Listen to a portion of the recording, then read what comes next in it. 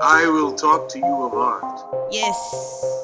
For there is nothing else. Are you all ready to join me today on our trip to outer space? Come along quietly or not. You can have all the talent in the world and never get anywhere. Some artist will bait a hook and let you bite upon it. And now, without further ado,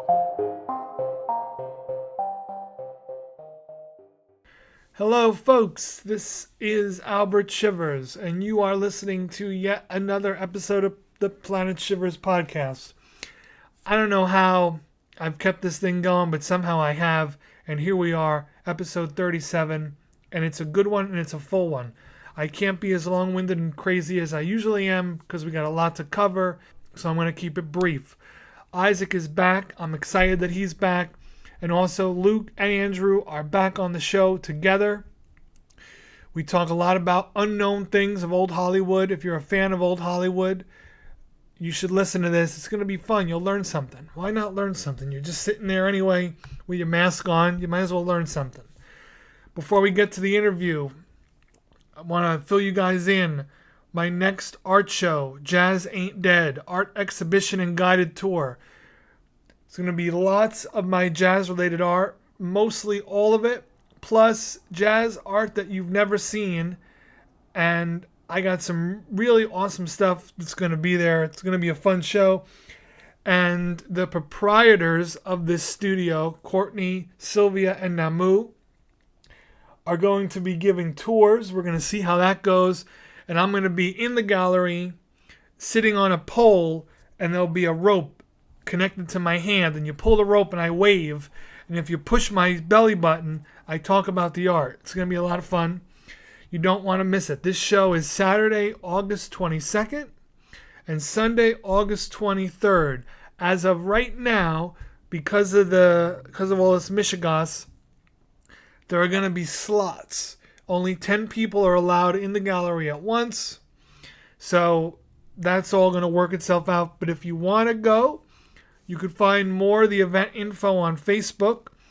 You could email and look up the Create and Be Art Studio, or you could email me and ask me directly at shivers1954@gmail.com. All right, so there's that. Other than that, a lot of new art stuff coming. Got a lot of cool new pieces that are coming out, not jazz-related pieces. I got some of those too, but I got a lot of new cool pieces coming out. I'm starting to work bigger. I keep wanting to work bigger and bigger and weirder. You know, I don't want to keep doing the same old thing. I want to try to put crap out there that'll get attention because, yeah, that's what's important. Got a lot of stuff in the works. You could check that out on my Instagram at Albert Shivers. And also, Isaac's been to a lot of cool stuff lately. Check out his Instagram at when_in_zen. Also, quick thing before we get to the show, I found this really cool radio station on the internet last night on my phone. It was actually Isaac and I who found it. It's called Shirley and Spinoza Radio, and they play everything. There's amazing little skit things in between songs sometimes. The radio show runs 24 hours a day, and they play everything. Just to give you an example, in the span of 10 minutes, so Isaac and I found this radio station last night, and I never stopped listening to it. When I was driving home from his house, I played it in the car over my phone, and in a span of about 10 minutes, they played an old Mexican song, this amazing Japanese song, which I'll get back to. Then they played this weird instrumental with like almost like noise music, but it had rhythm, followed by the Fat Boys, old school hip hop if you don't know them, followed by a 1920s prison work song, followed by this old country song called Too Many Pills. Let me see if I can pull up the titles of these so you can look them up, because they're all very fun tunes. I believe that the guy's name is Arky Blue, Too Many Pills. The noise song was called The Visitation, and they just play everything, and it's freaking awesome. Like, it's really, all the shit they play is amazing somehow. I mean, you know what it is? I wasn't into every single song, but collectively, nothing turned me off enough to go, oh, Jesus, and for me to, turn the station off. It was very interesting and inspiring and a goddamn breath of fresh air, really, to be hearing good music played and to be hearing new music that I never would have heard it otherwise. But the song that caught Isaac and I's attention last night was this song, and forgive me if I'm saying this wrong. If you know who this is, I apologize. I'm not a good pronouncer, I don't talk so good. But the artist, she's a Japanese female artist. I'm going to get back to what she really does in a second. Japanese female artist Riko Ike. And the song is, oh boy, I'm sorry. The name of the song, I think, is Tenshi ni Narenai. Let's play a little bit of this song. This is the song that hooked Isaac and I into being really interested in this radio station last night.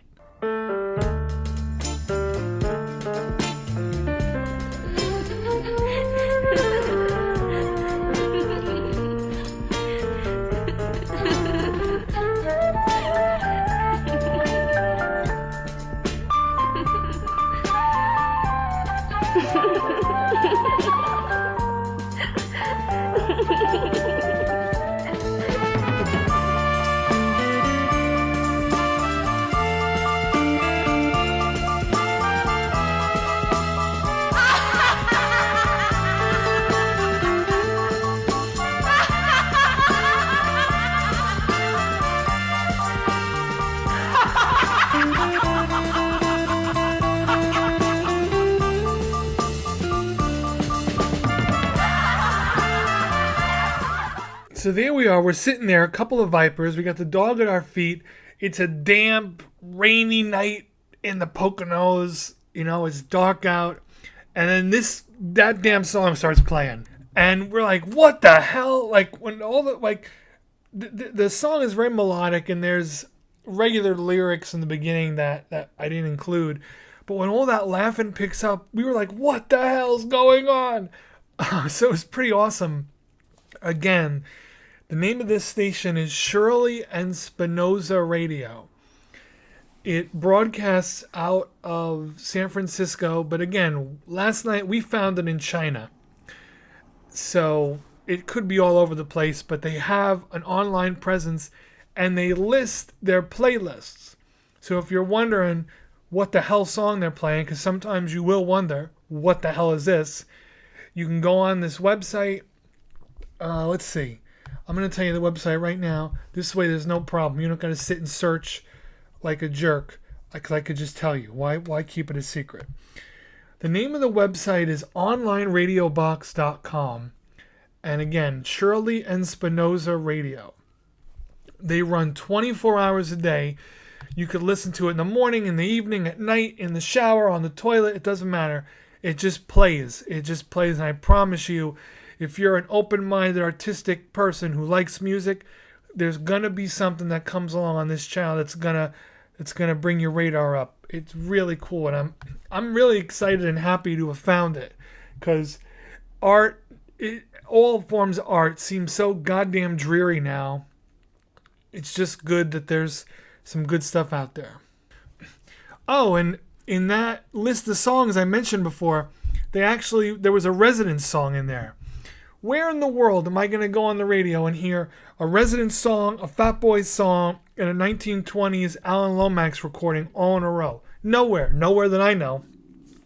Now, to go back to this Japanese singer, when I looked up her album, because I liked the song, she has one album, and on the cover of the album, she's got no clothes on, completely naked. I'm like, what the hell is this? So I read into it. She is actually one of Japan's first pornographic actresses, and she cut an album. Go figure. Which was, hey, that's interesting. You learn. I said before, why not learn something? I'm learning something. Now here I sit. I said I was going to keep this short, and I'm going on a 10-minute rant here. Andrew's going to give me crap next time he sees me, because he already thinks my rants are too long. But he likes them. I think he likes them. He told me he liked them, but he might be lying to me. Anyway, I hope you guys are all doing good out there. I think you're really going to enjoy this episode. Give it a listen. And if you're people who know Luke and Andrew, it's great to hear them, that they're doing good. Great to hear them together again. They're buddies from way back. And stick around after the podcast. There'll be a special episode of Alien Oddities titled E.T. the Extra Testicle. Enjoy the show.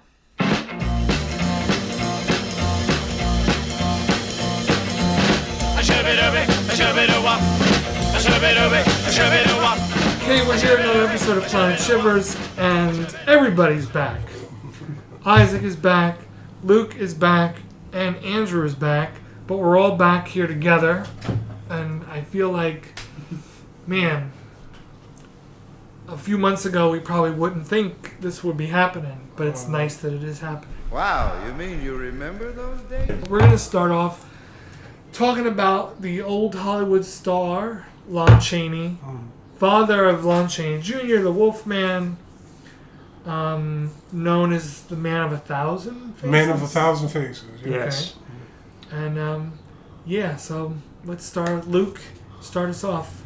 Okay, so... For people, I guess start us off in a way for folks who maybe don't know who we're talking about. Okay, so the Chaney's reputation as the Man of 1,000 Faces is mostly based on the fact that he existed and worked before union laws prevented actors from doing their own makeup. He designed his own makeup for every role that he played and was so good at making himself unrecognizable that people literally had the saying in the early sound era, "Don't step on that spider, it might be Lon Chaney." Granted, his techniques were very crude and painful, and I'm pretty sure that union rules today would not allow anybody to be subjected to those conditions today. But there were no union rules at the time, and it was his makeup on himself, so nobody stopped him. But if you watch some of his movies, not all of them have survived, unfortunately, because of how old they are. But if you watch the films that have survived, most notably The Hunchback of Notre Dame, He Who Gets Slapped, The Phantom of the Opera, you will notice his makeup still looks impressive even today. As a matter of fact, The Phantom of the Opera in particular, even though there have been countless adaptations, most people agree his design from 1925 is still the best. And I also think it's worth mentioning briefly, because everybody's obsessed with method acting today and the pains that method actors will do to prepare for a role, whether it's gaining or losing 50 pounds of weight, or learning an accent, or staying in character at all times, even to the detriment of their co-stars. Chaney subjected himself to his own pain to get in character in regard to the makeup. Like what he did with the Phantom, he used eye drops to insert egg membrane into his eyes to dilate his pupils, and in order to simulate the appearance of a skull, which of course would have no cartilage on the nose, he would use fishing line to pull back his nostrils, and sometimes the line was pulled so taut that it would bleed. And yet, in spite of that pain, he still knew how to break character at the drop of a dime, like any other classically trained actor. And I think that's something that more modern actors should aspire to emulate. So what do you mean? There are so many people try to be think that method acting is the be-all, end-all. Exactly, yeah. I think a lot of actors, they see people like Daniel Day-Lewis, Christian Bale, Sean Penn. Sean Penn, yeah. They see, they're considered some of the greatest actors of all time, and they kill themselves to get roles. Whether it's Christian Bale he was down to 100 pounds to do The Mechanist. Yeah. Him gaining 100 pounds for Vice. When he played Dick Cheney. And a lot of young actors see that and they say, "Oh, that must. If I want to win an Oscar, that must be what I have to do. I have to kill myself for every role." Or Matthew McConaughey, who lost like 50 pounds for the role he won an Oscar for, by Dallas Buyers Club, and he's already at a healthy weight, and to lose more weight on top of that. Even Tom Hanks did it for Castaway. Yeah. So the alternative is to, is to learn to use your imagination. Like the whole gaining weight thing. These actors, these method actors who gain weight for a role, insist that it will make them more authentic, make them behave more authentically than wearing a fat suit, right? Which is the much easier classical method. But if you watch guys like Chaney, who obviously did not gain or lose a ton of weight, or didn't, like Daniel Day-Lewis did, stay confined to a wheelchair in between takes because he feared that if he got out of a wheelchair, it would break his concentration. He was able to get in and out of character at the drop of a dime without method acting, and he still gave performances that still hold up to this day, despite the obvious differences of the medium between sound film and silent film. A story I always loved that you told me, Luke, was Laurence Olivier, I think, was working with somebody. With Dustin Hoffman, yes. And Dustin Hoffman said something like, I stayed up for a week to get ready for this role. And Olivier said, why don't you just try acting? It's easier. That was the best. Yeah. Actually, so, I've recently, if I could just briefly finish that, I've recently learned that that's actually a myth. What really happened, Hoffman had been staying up late, but it wasn't because he was trying to get in character. It was because he was going through a messy divorce and was partying. Oh. And Olivier said, just stick to acting because that will be so much more therapeutic than partying. But the concept behind that story still holds true, that acting, just using your imagination, is more effective, not just for you, but also for your co-stars. Exactly. I mean, like Daniel Day-Lewis, I forget what movie it was, where he was in a wheelchair. He had to... My Left Foot, I believe it was called. Thank you. When he did that movie, he refused to get out of the wheelchair in between takes, which meant the stagehands had to move him in the chair from one place to another. And it's like, when you're being a problem for everybody else, you're forgetting that it's a collaborative art. It's not about you. It's about the team. Yeah. Right. So I have two questions now that you've planted in me. So first of all, this method style of acting, do you feel like one of the leader of that, or the actor who started that would have been Brando? Yeah. Was he the guy who came in and started doing that? Yes and no. He is. He's probably one of the more well known for it. He he may not have initiated, but when people think method acting, he's the first. He's the first one they think of. Although, again, take this with a grain of salt because I got it from IMDb.com, which is not always, the most factually correct. But supposedly he didn't actually study under Lee Strasberg, who founded method acting. Brando actually studied under Stella Adler, and it was Strasberg took credit for training Brando, and Brando absolutely detested him for that. Mm-hmm. But nonetheless, Brando is, as you asked, associated with founding method acting and pioneering it in film, especially. But there were other method actors from his time. The Brando imitators like James Dean, or some of Brando's co-stars like Jack Palance and Rod Steiger. And more often than not, when they would do movies alongside other classically trained actors, they absolutely hated these method actors. Like, I think Humphrey Bogart did a movie with Humphrey Bogart's last movie, The Harder They Fall, he did with Steiger. He absolutely hated Steiger, thought he was overacting, hated how much he mumbled his lines, because he's like, that might be more realistic, but that I have to hear my cue lines before I respond to you. Oh yeah, definitely. Right. And Brando, for being his method, he wasn't very well organized when it came to I hear so many stories about like people having to like hold up like his lines because he wouldn't have his lines memorized. I mean, I'd rather have my lines memorized, and not bring down the rest of my than being in character 24 hours a day. Yes.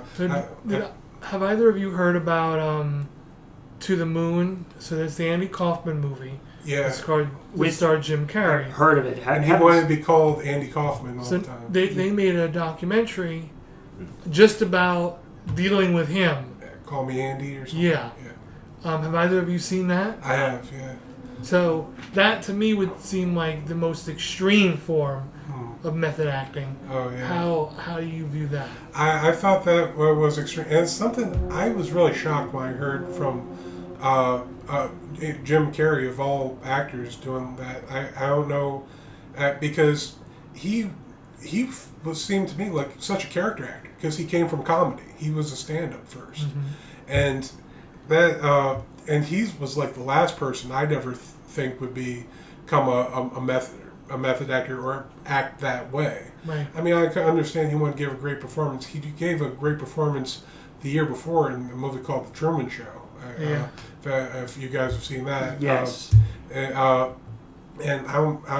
whether he used method acting for that or not, but I'm not sure. But during that movie, there's a wrestling scene with Jerry Lawler, and Jerry Lawler played himself in that movie, and Jerry Lawler gave him the pile driver, which in pro wrestling is one of the most dangerous moves ever. I mean, if you talk to Stone Cold Steve Austin, he had his career shortened because somebody botched a pile driver. But Jim Carrey, he was working with this. Jerry Lawler kept giving this stunt double the pile driver. He gave it once, twice, and Jim Carrey kept saying, "Give me the pile driver, give me the pile driver. I want to take it. I can take it." And he said to Lawler, "You can do it." And Jerry said, "Well, I've given the pile driver, over 100 times in my career. I haven't hurt anybody yet. I don't see why I'd hurt you." And he said, "Okay, next time, when they roll the camera, I'm gonna wave the stunt double out, and you're gonna give it to me." And Jerry Lawler's just like, him and Hans, but they want me to use a stunt double, So he's waved the director over to him. This is Jerry Lawler, and he said, he said to him, Jim Carrey, he said he wants me to give the pile driver. I was just wondering if, and I don't feel comfortable with it, without your permission. And the director's just like, no, we're not doing that. And then Jim Carrey started throwing a huge fit. There was a fake, there was extras in the audience, pretending to be audience members. He grabs a microphone. He says, "I really want to take the pile driver, and and this guy's a coward. Right. He won't give it to me." And then he spat at Jerry Lawler. Which was something Andy Kaufman used to do. And Jerry Lawler started chasing him around the ring. If you ever saw Jerry Lawler, he's a pretty big man. Right. Been a pro wrestler for years. I think he's in his 70s now. He's still wrestling, and he's had a heart attack, and he still wrestles. And he was ready to kill him. And I think that's what the whole method acting can lead to. You really want to, or even people doing their own stunts. We talked about this a bunch of times. I think it was it the Expendables that finally made Stallone want to stop doing his? Yeah, because while fighting Stone Cold Steve Austin, he broke his neck. He broke part of his neck, and it didn't paralyze him, thankfully, but now he has like a metal implant. And because of that, if you watch every movie he's done since then, it's like watching Michael Keaton in the Batman suit. If he turns his head, he has to turn his entire body. He cannot turn his neck, his head. And this is Sylvester Stallone? Yeah. Do you know that he just bought the statue from out in front of the Philadelphia Art Museum? Oh, wow. He bought they had his statue from Rocky. This dude bought his own statue. And there's this video of them with this big crane putting it into his yard. And he's got his garden and his tomato plants. And here's this statue. And I'm like, what? Like, what a move! Like, what a what a goity. Is that like like man. Did they think it was going to be teared down? Is that why? Or No, he just wanted it, and he's. Good. Yeah. He's not the most humble person. Yeah, he just turned 74, I think. Yeah, I think so. Yeah. If that's what he wants, like that could go to like Nicolas Cage when he was making big money. He bought like a Tyrannosaurus Rex head or skull. I've seen those skulls for sale in Colorado. Oh, wow. They are not cheap. I believe it. Yeah, that was back when he was making $25 million a movie. Yeah. Now I think he, doesn't even get. Now he's doing DVDs, like direct to DVD movies now. Oh yeah. Well, that's what we're gonna be stuck with. But I seen a saber-tooth tiger skull, and it was $5,000, and I considered it. For like 5,000. Oh yeah. For a good 5 minutes. Wow, that's even better. And weighed out just because. Like, how awesome would that be? Yeah, but and it comes in a case, like it's Wow. dude, you could start your own theater company with that. Or you could take a chunk out of my student loans for that, Al. Or you could give me a car. Or I could have a saber-tooth tiger skull in my house, and like that's it. Like I don't need nothing else. It'll just be me in an empty apartment with that. Yeah, just an empty apartment, no TV, no, just a saber-tooth. Me and my skull. You could sleep on the floor next to it. Yeah. But it's when you call see it Ray Harryhausen. When you see it, because it's a skull and it's like this big, and I'm a dinosaur kid, and you see those teeth in person, and they're the size of like bigger than bananas, and when you start to think about like here's this thing was in the dirt for a long time. Mm-hmm.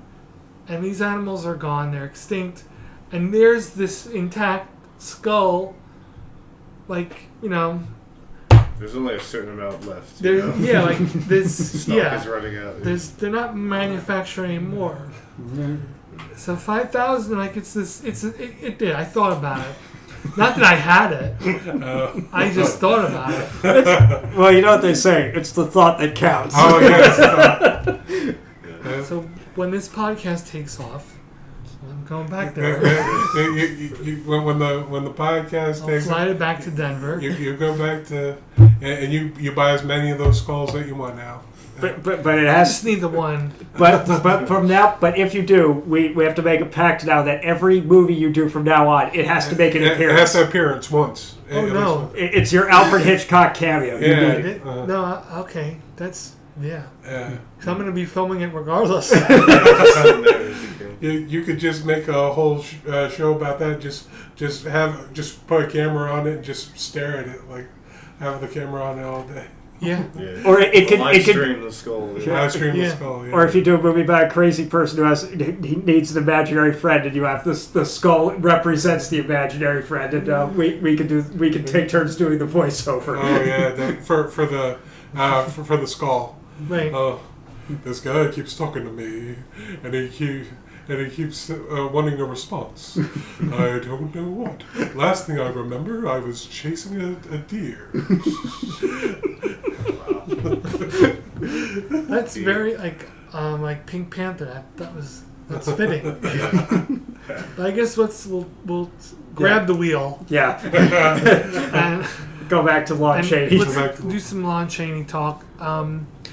So I want to throw this idea at you guys. There's the tantalizing wives' tale, not mother's tale. Tantalizing wives' tale that the ghost of Lon Chaney is still hanging around Hollywood, and it's often seen sitting in benches outside of either studios or past studios that he worked at. A lot of people have seen this.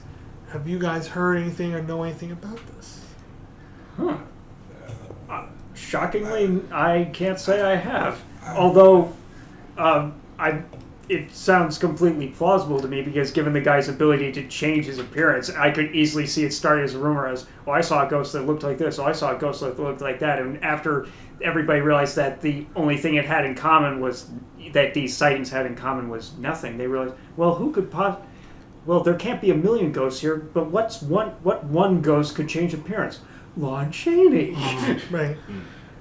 Shapeshifter. Oh, Yeah, well, if anybody was a shapeshifter, like that, the mythology of that whole thing, he would be the dude. Yeah. But he specifically, like, there was a lot of spooky happenings during the filming of Dracula with Bela Lugosi, because Lon Chaney was supposed to get that role with Todd Browning, and he died and he didn't.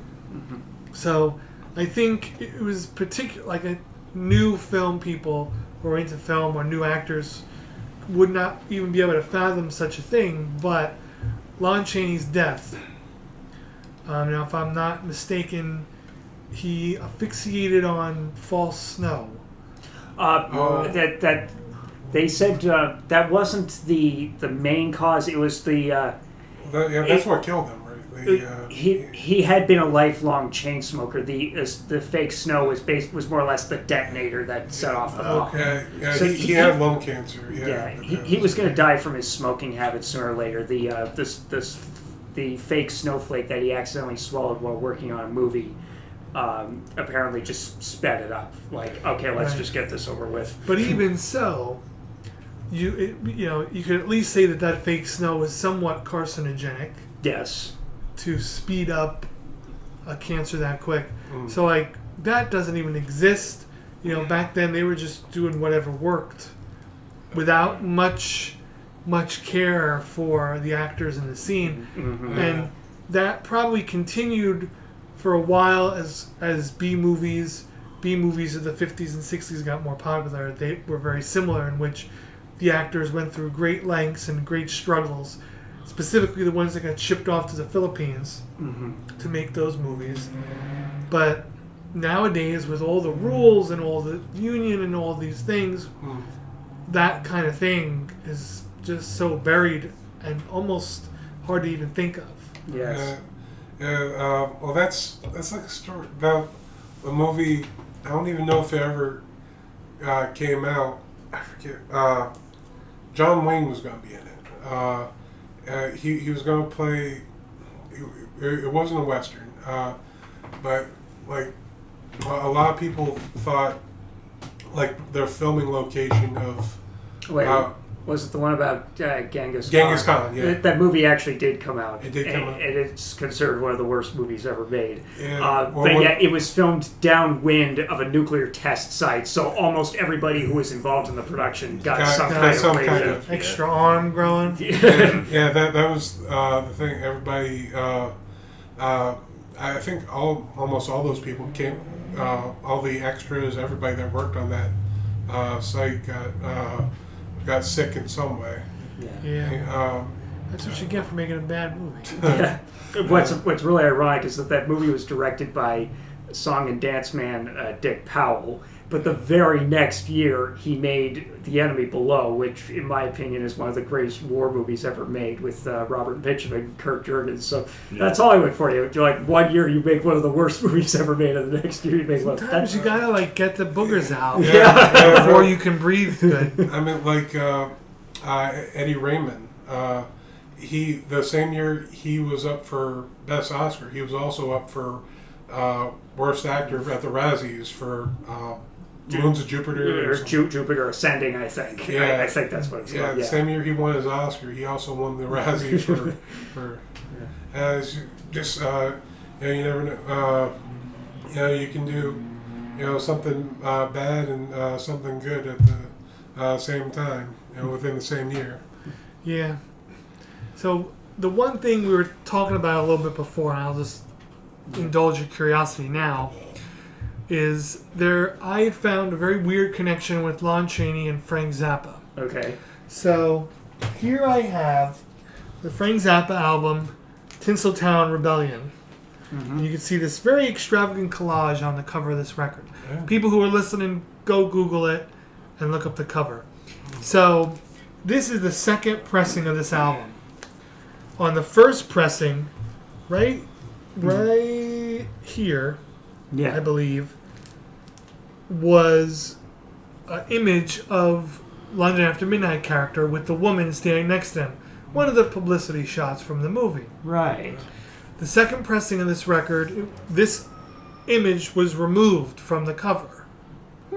When this album came out on CD in 1995, Lon Chaney was back. London After Midnight. Then, when they reissued the CD, he was gone again. They keep taking him out and putting him in. So that's okay. That is weird, but there's more to the story.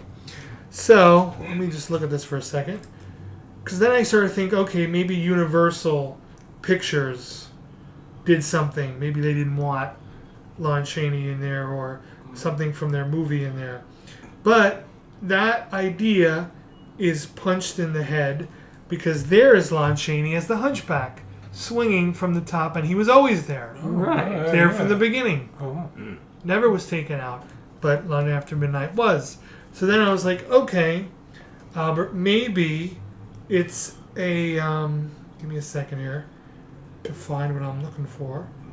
But I said, oh, maybe it is a Todd Browning thing and not a Universal thing.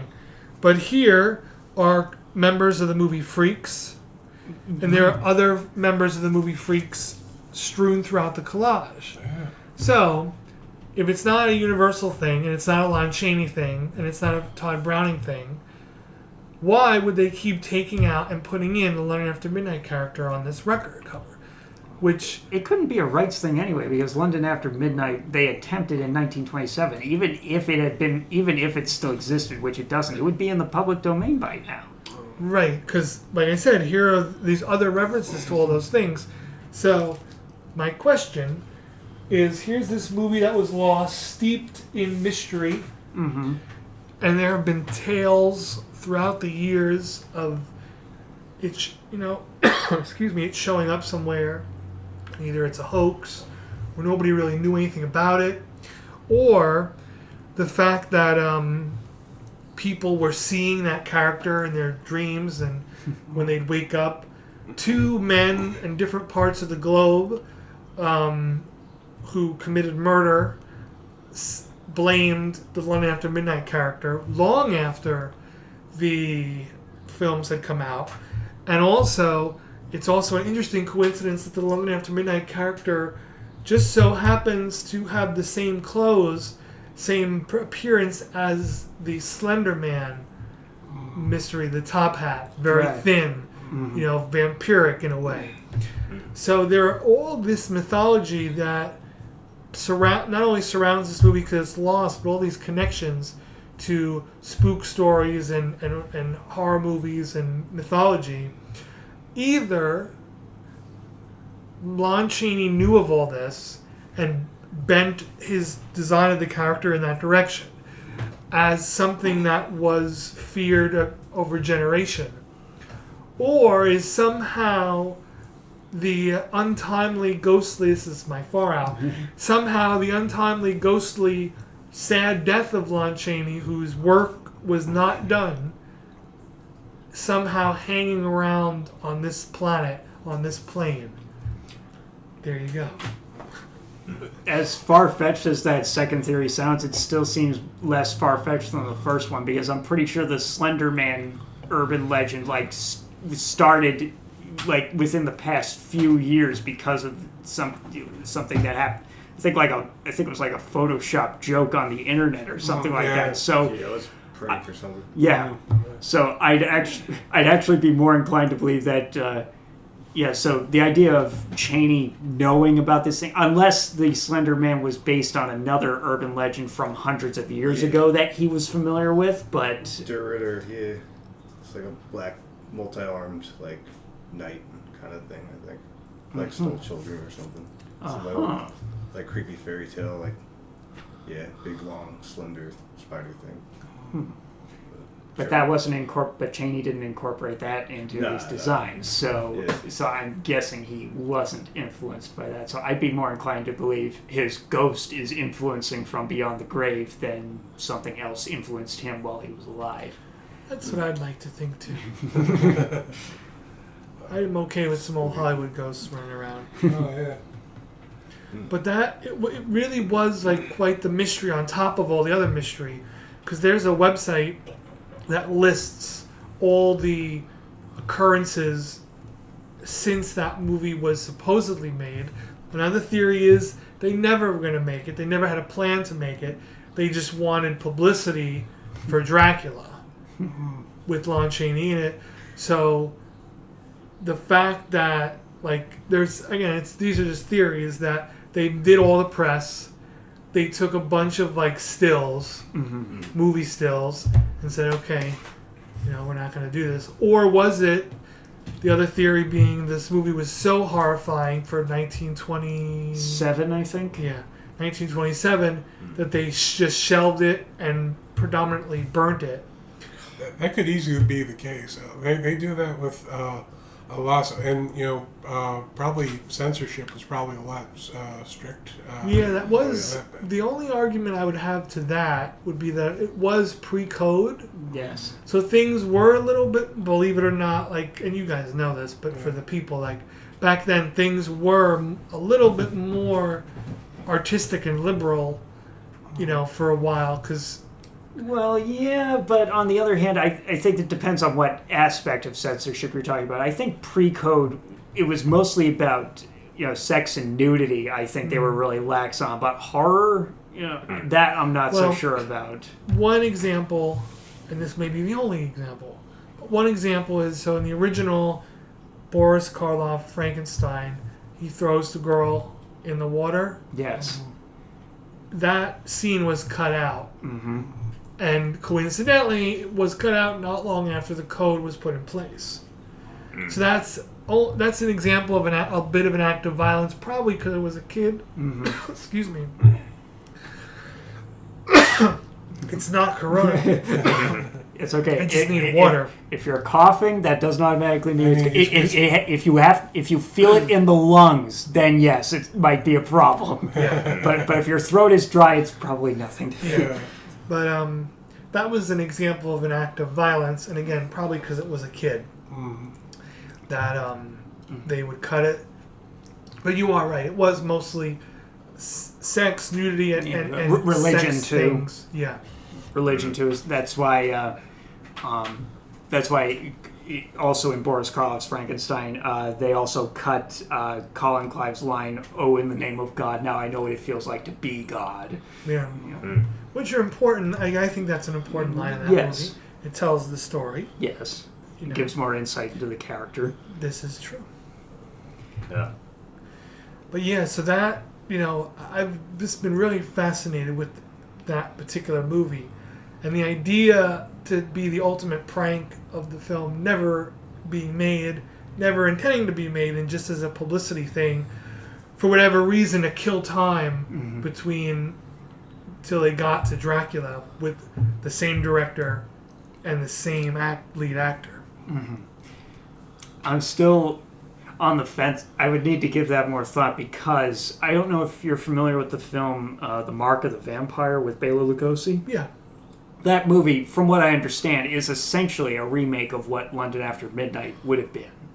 Mm-hmm. So the fact that they, especially given how popular Chaney was, I mean, in the 20s and 30s, even after Chaney's death, I'm pretty sure, if you asked a casual Hollywood goer, who do you think is the better actor, Chaney or Lugosi? I'm pretty sure 9 out of 10 people would have said Chaney. He was huge. Oh yeah, definitely. Which only adds more mystery to how do you lose this freaking movie? How do you lose it? So you censored the movie that had the more bankable actor, but then when Lugosi comes along, he's like, oh yeah, we could do it. And post code, nonetheless, you're like, oh yeah, we could do this. Go ahead, just throw it out there. Mm-hmm. Yeah.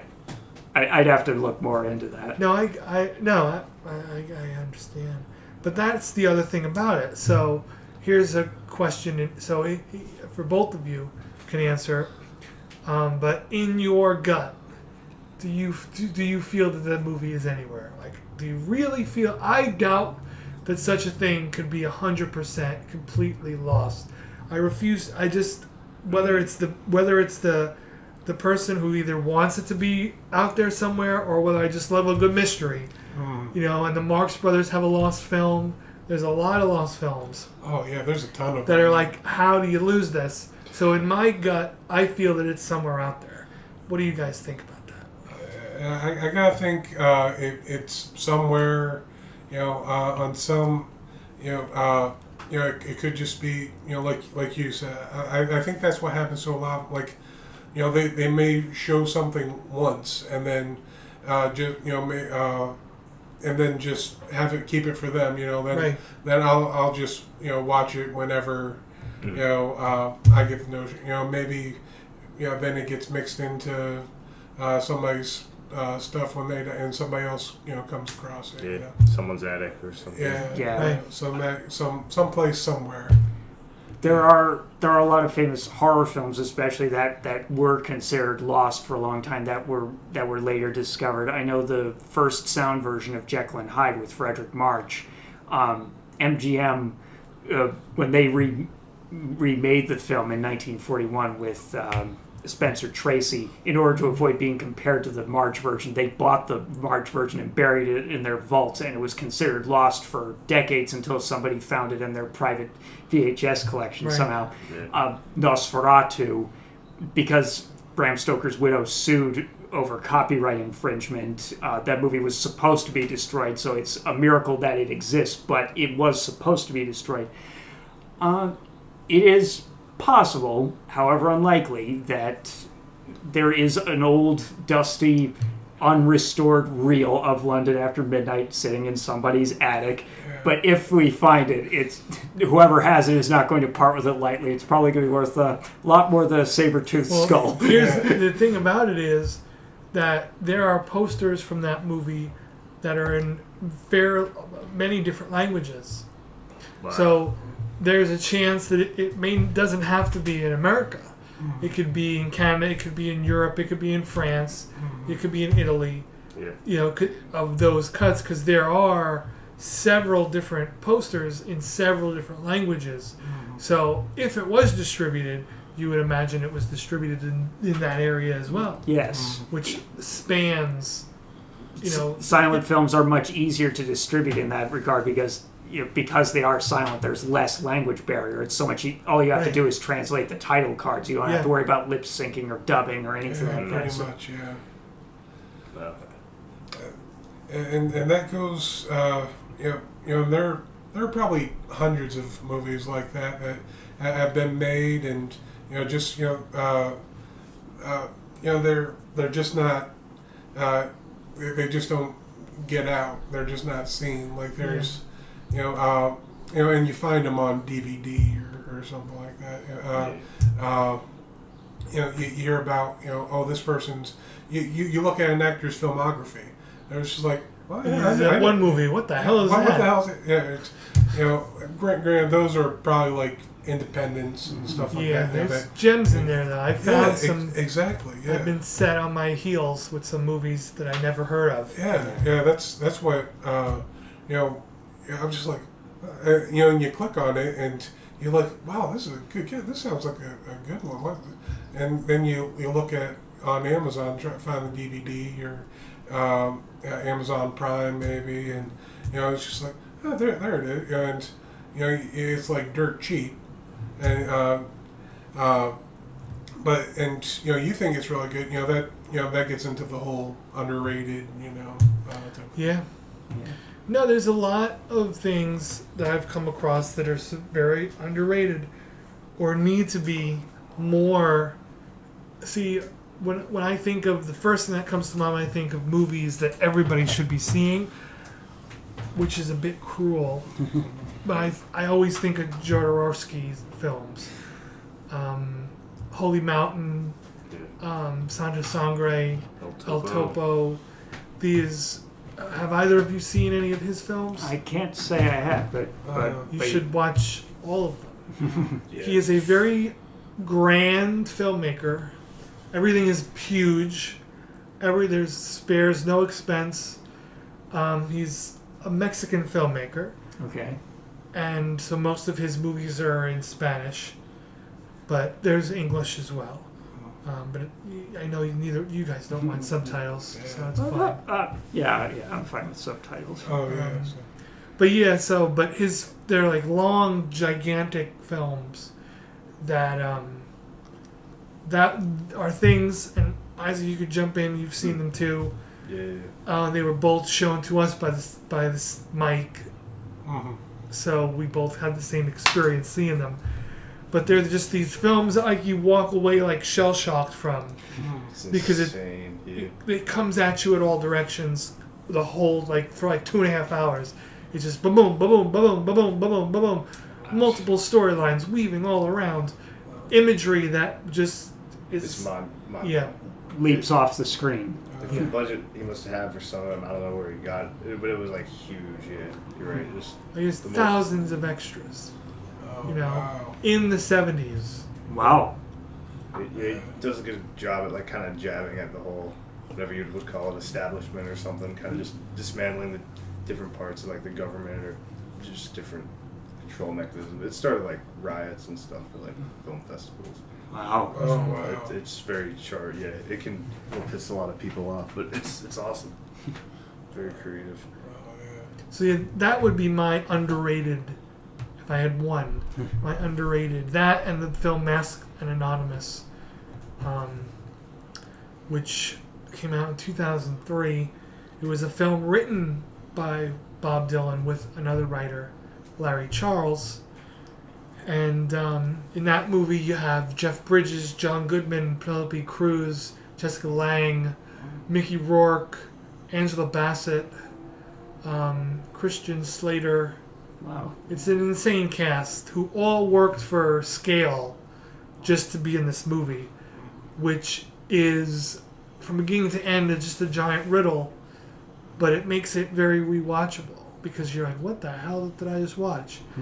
But it gives you enough to be like, all right, I'll give it another shot. So those would be my first recommendations. So if you guys had to give somebody a recommendation for what you feel is very underrated that they need to see, what would you think that movie would be? Well, was there something you had in mind that you wanted to start with? Because I have to think about this. Okay, you think about somebody I think is very underrated is the work of Richard Linklater. I think his work is very creative, and I remember. It gets publicity. People know who Richard Linklater is, right? But he's not an underground person. But I think nobody appreciate the work that he puts into it. He shot the movie Boyhood over a span of 12 to 13 years, and I thought that was the most creative thing I've ever heard. When I heard that story, I thought, wow, they literally shot a kid's life. Yeah. They use the same kid, instead of changing the kid when he gets older. I thought that when I heard that, I was just dumbfounded because I thought that was the most creative thing. They shot. They used the same parent. They used Ethan Hawke and Patricia Arquette, I believe. Mm-hmm. I think she won her Oscar for that movie too. They shot that all while using the same people. Over a span of 12 years. I just thought that, and more people weren't amazed by that. I just thought that was the most amazing thing ever. And I just thought that, I think stuff like that should be appreciated. Going to, that level of commitment. Or his Before series, Before the Sunset, before midnight, and before the sunset, before midnight, and I can't think of the other one, but was it before the sunrise, before the sunset, and before midnight. I believe that's all three of them.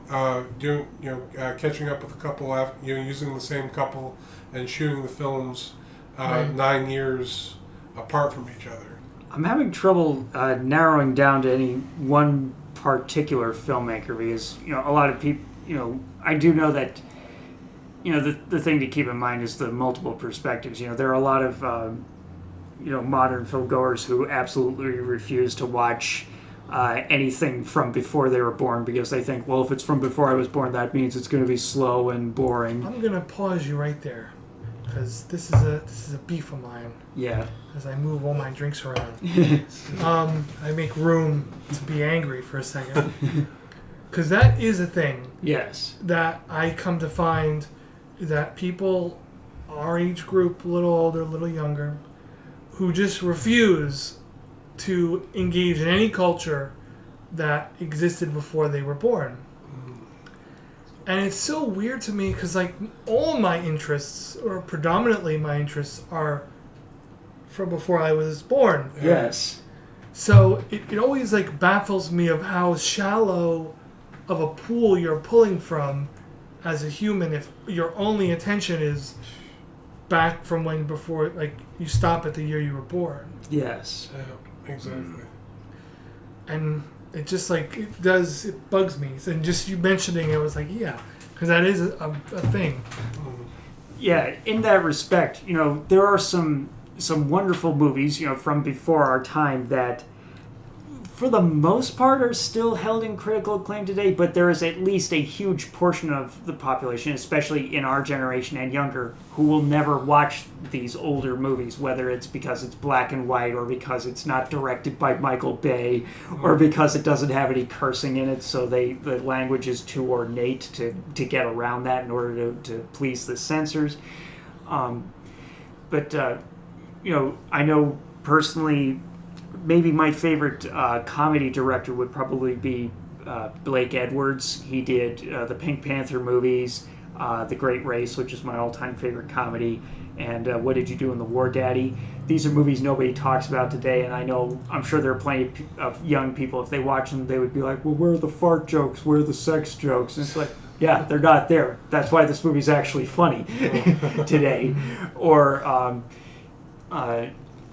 you'll watch movies from the pre-Brando era of acting, and every time somebody says that Marlon Brando changed acting forever, whether it's because it was method acting or just acting in general, and everybody says, actually, I think it was, you guys might remember this from our ESU days. I don't know if you remember in the Dale Snow Black Box, the wall of quotes. There was the one that said, "Before Brando actors acted, after Brando they behaved." I believe that quote is attributed to Jeremy Irons. And if by some miracle he ever listens to this podcast, which you never know, we're hoping someday.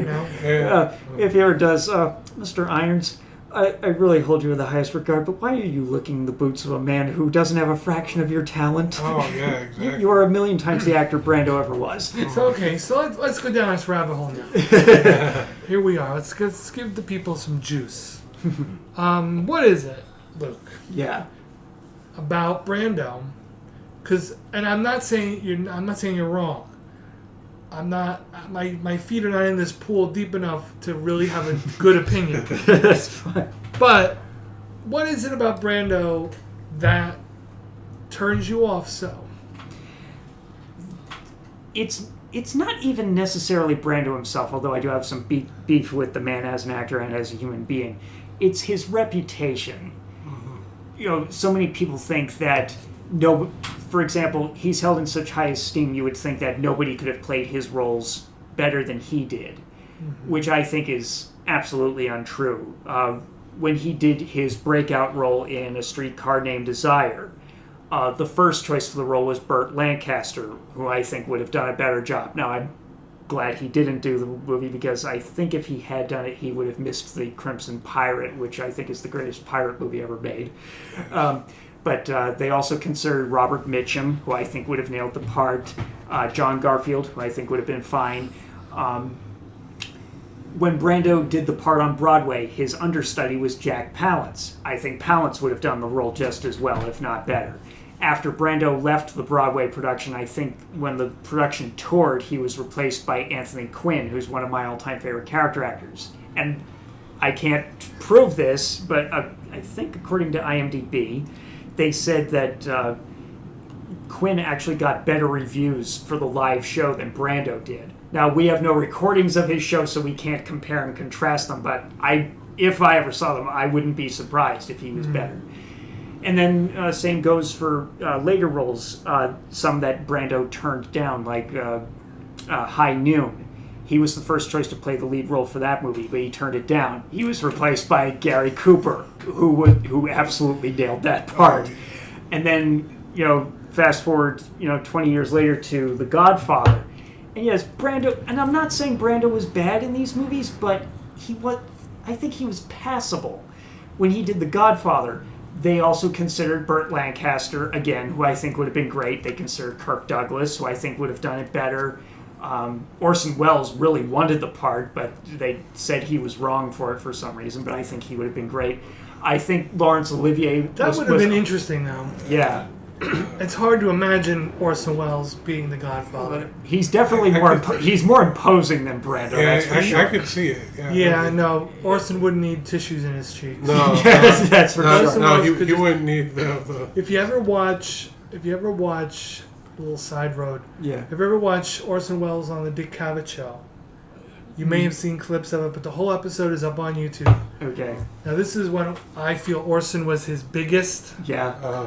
He comes out and he shoves himself into the chair, and they go to a commercial break way quicker than they normally would have. And when they come back from commercial, he's in a different chair. Yeah, sure. I can see that.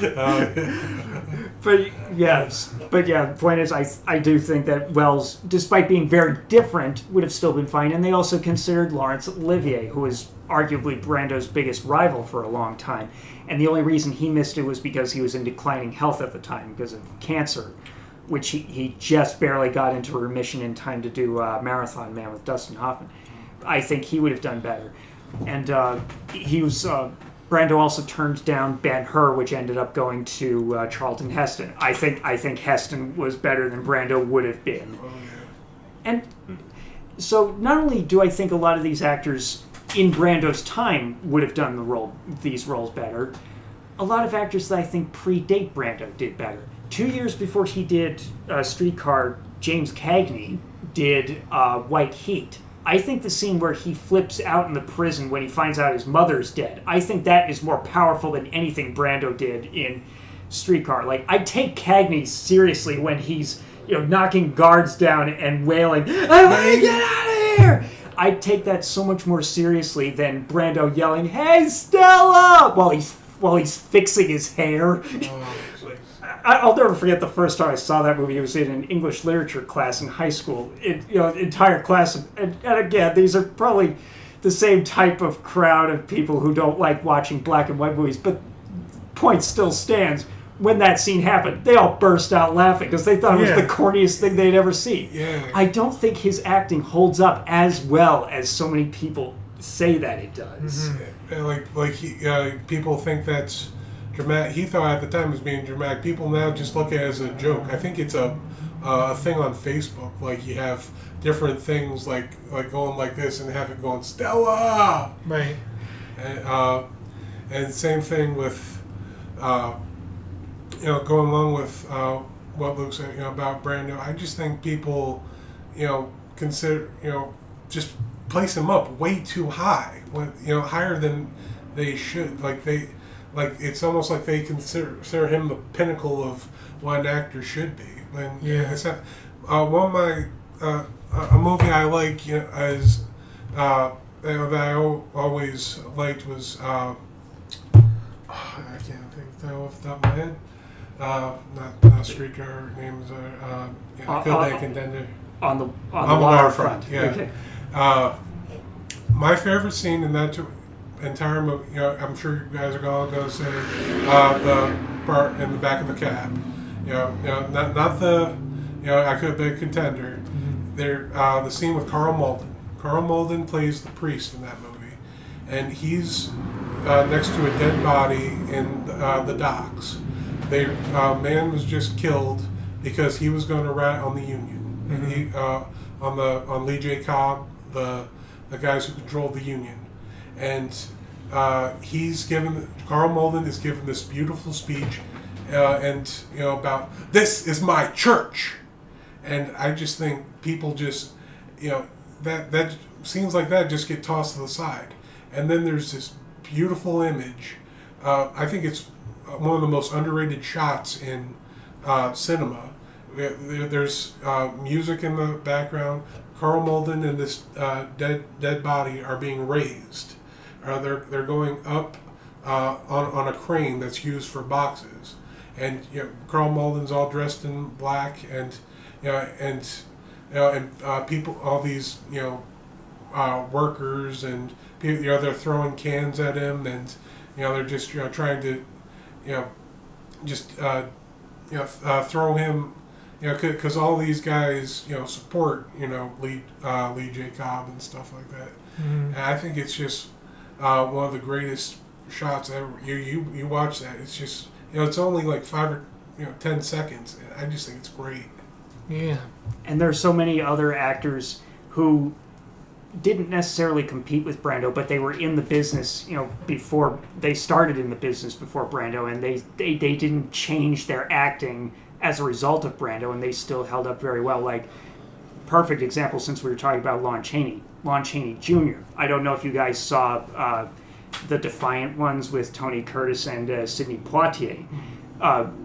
It's a movie about these two convicts who escaped from a chain gang, and apparently the prison warden had a sick sense of humor, because this is in the deep South, and he thought it would be funny to chain a black guy to a white guy. So you have these two convicts who absolutely hate each other, who are trying to run away. At one point, they get caught by a mob that's planning to torture them, and in comes Lon Chaney Jr., who would have been, I think, like 51 at the time, had been acting for decades before Brando.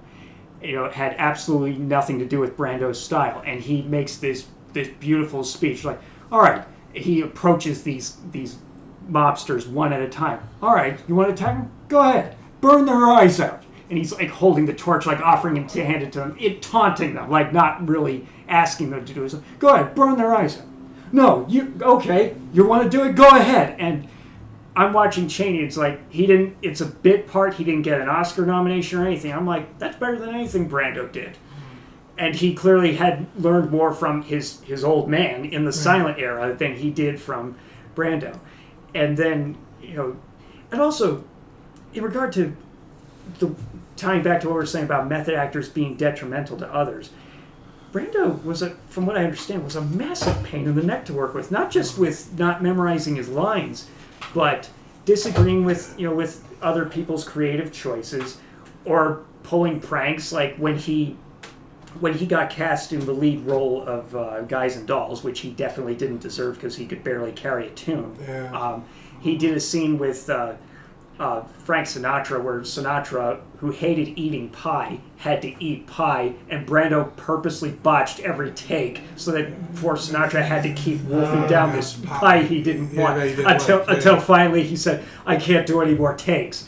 So they called cut and wrapped it up for the day. Next day, Brando comes back and nails it on the first take just because he could. He could have done that all along, and he didn't. Oh, yeah. And he insisted that the reason he didn't learn his lines was because he felt it made him more spontaneous, which I'm going to call bull on that, because I can't speak for every actor, but speaking for myself, I think there's more room to improvise when you do know the line, when you do know the intention, exactly, to work around it, so that if somebody makes a mistake, you understand the character and the dialogue and the intention you're going with well enough to cover it up. And besides, not memorizing the lines, or in Brando's case, constantly, and I'm not saying improvisation is a bad thing. It is organic, and it can help add to the story when it's used in moderation. But with Brando's case, at some point you have to ask yourself, how does the poor writer feel knowing that none of his dialogue is being used? Exactly. Like they're putting their heart and soul into this, and yeah, I mean, writers, put everything. They work on scripts for years. I mean, and just to have them. I mean, that's disrespect to the writer, like Luke was saying. What do you give an elephant with diarrhea? Lots of room. I'd like each of you, it doesn't need to be your favorite movie of all time, but to end the podcast, let's give a movie recommendation from each of you to what you think a viewer or listener, not a viewer, might benefit from seeing. okay. If you have one first. Okay. I will go with my number one favorite because it is an obvious choice to me, and I think it falls into the category of underrated. The Guns of Navarone with Gregory Peck, David Niven, and Anthony Quinn, among others. It's based on a novel which I have not read, although I do hope to get around to it someday. To me, it is not just one of the greatest war movies ever made. I think it's one of the greatest anti-war movies ever made because it drives home the message, especially through the main character played by Gregory Peck, that the only way to win a war is to be as nasty as the enemy, which is why it's better not to fight war in the first place. I know this is going to rub a lot of people the wrong way, but to me, The Guns of Navarone is very much what The Lord of the Rings is to so many other people. Only I think Guns of Navarone does a much better job with the whole premise of a small group of misfits who, some of whom hate each other, being forced to infiltrate enemy territory to accomplish a seemingly impossible task. But I think Guns of Navarone actually follows through with the tension, especially because the main character especially does have to make some, out of desperation, does have to make some very morally dubious decisions, and they really do make you think, does the end justify the means? Is this really benefiting the greater good? Andrew, what do you got? You love the tough questions. Well, it doesn't it's not necessarily your favorite movie, but just one you would you tend to recommend to folks. Because that's a long list. Like, I'm trying to narrow it down. Try to think of something you think that not enough people are watching. Probably a film that probably not enough people are watching is the movie Sleepers. It was stars. It has Robert De Niro. I know you guys are gonna say he likes because he's a Robert De Niro movie, but this is, Robert De Niro is very minor role. Very minor role. He plays a priest, and it's about 4 young boys growing up in Hell's Kitchen, and it's them growing up into adulthood, and it's about the men who influence their lives. Like they have the influence of their father at home. Mm-hmm. They have the influence of De Niro's character, the priest at church, and they have the influence of the local gangster. And all kind of teach them how to grow into men, and influence the men that they become. I'm interested. I've not heard of that movie. Yeah. So that's cool. Isaac, you got any movies for us or no? See, the most recent one I watched was actually Dead Man by Jim Jarmusch, which is a 1990 film, I think. And I think it's a pretty good movie. I mean, I don't know. That filmmaker in particular, I feel like he just has a good way of portraying life, kind of how it is, and just sort of flows really, really nice. So the story's pretty awesome, and just how it's filmed, how everything's portrayed. It's very true to the turn of the century, 1800s Western era. So yeah, I would recommend that definitely. Nice. Definitely. Okay. I'm sorry, I interrupted you. No, you're good. Okay. All right, folks. So my recommendation, I'm going to keep it short and sweet. The Decks Ran Red, 1958. Dorothy Dandridge and James Mason. If you could find it, you should watch it. but it'll be a hell of a trick to find it. Thank you all for listening again. Luke, thanks for being on. Andrew, thanks for making the trip, being on. It was cool to have you guys together on a show. Yeah, thank you so much for having us. Thank you. Just getting to spend the time with you guys is, like I said about your movie. I think just, the three of us just getting together and having fun. I think that's, a show in itself. Yeah, I think so. We're gonna keep doing it. Oh yeah.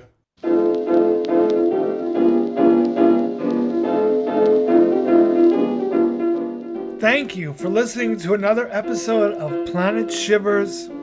I hope you enjoyed this episode. I enjoyed the hell out of it. I don't know about you. You could find my work on Instagram at Albert Shivers. You could find Isaac's work on Instagram at when_zen_zen. You could find this episode and more of the Planet Shivers podcast. Get ready for this now. Get a pen and paper ready. It's on Spotify, Google Play, iTunes, Apple Podcasts, the podcast app, Spotify, I think I already said it anyway, and also on YouTube, a little bit of video, picture, slideshow kind of thing, depending on the episode. Thank you so much to Luke and Andrew for making the trip, coming by, recording this episode. It was a ton of fun. Don't forget to like, comment, and subscribe. Check out the Albert Shivers Patreon page. Check it all out. Look at all the stuff. And don't forget, Shirley and Spinoza Radio. Open your mind to some cool music. Next week, on the topic of music, I got a huge guest coming. Huge guest. Look out for the promotions. It's going to be awesome. I'm really excited about it. And here's a little hint, is that this past week was Louis Armstrong's birthday. There's a little hint as to my next guest. Talk to you next week. Be safe, be happy, be healthy, be all the good things. Keep a good state of mind, and we'll catch you next week.